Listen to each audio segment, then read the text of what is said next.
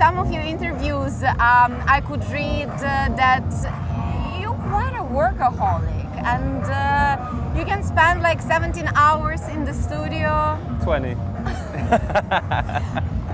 I understand that, because when you really love what you do, it kind of gives you energy and you keep on going. Exactly. But at the same time, it's kind of easy to get into this tunnel vision. Yeah. You know what I mean? How do you keep yourself in check to not get into the tunnel vision? Like when I go to the studio, it's like, it doesn't really feel like work to me. When I'm not in the studio, I'm kind of sometimes I get a bit agitated, and I'm like, I get the feeling like I need to be there. So when I go there, I'm chilled, and that being in the studio is kind of like a day off for me. So like my whole life is just like fun. I love it. I love being in the studio. I love making music, and I love DJing. Like it's a dream. Like I've got no complaints. And if you travel, of course you have an opportunity to see interesting places for as long as you have time, of course. But what other sides besides music interests you and can have an influence on your work? Traveling does have a big influence. I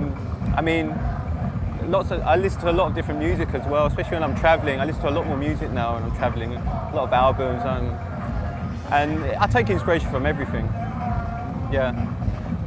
I also read an interesting statement about drum and bass and techno, that you said that in drum and bass you basically can throw things together and it kind of works, but in techno you need to be a little bit more selective. And I was wondering, made me think, like, is it that maybe in techno,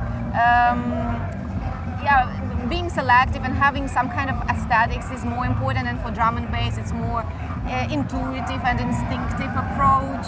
Yeah, I don't know what it was about drum and bass, but yeah, you could literally throw two tracks together, any two tracks, and most of the time they would come out sounding good. But yeah, techno is a lot more selective, like you said, and I learned that quickly. But I was drawn to techno because it has these similarities. Like drum and bass, it's got this dark energy to it, and I found that when I discovered techno. So that was definitely what drew me into drum and bass.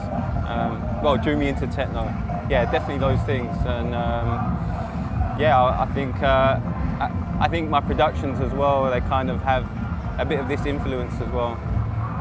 If I remember your discography correct, I'm sorry, my brain can be a little bit, but there was quite a gap between 2006 and 2010. Is that true? Yeah. So you've what done your research. There? Yeah, I know my facts. Well, basically, that was actually the transition from when I was still in the drum and bass. That record from 2006 is a drum and bass record. So around 2007, I found techno, and then it took me a while to kind of make the transition, and then a couple of years later I started releasing techno. So that was why there's this little gap. Okay. But well spotted. Thank you so much. Thank you so much. We will let you go and prepare for your set. Thank you. A hug. Thanks a lot. Thank It's a pleasure. See you.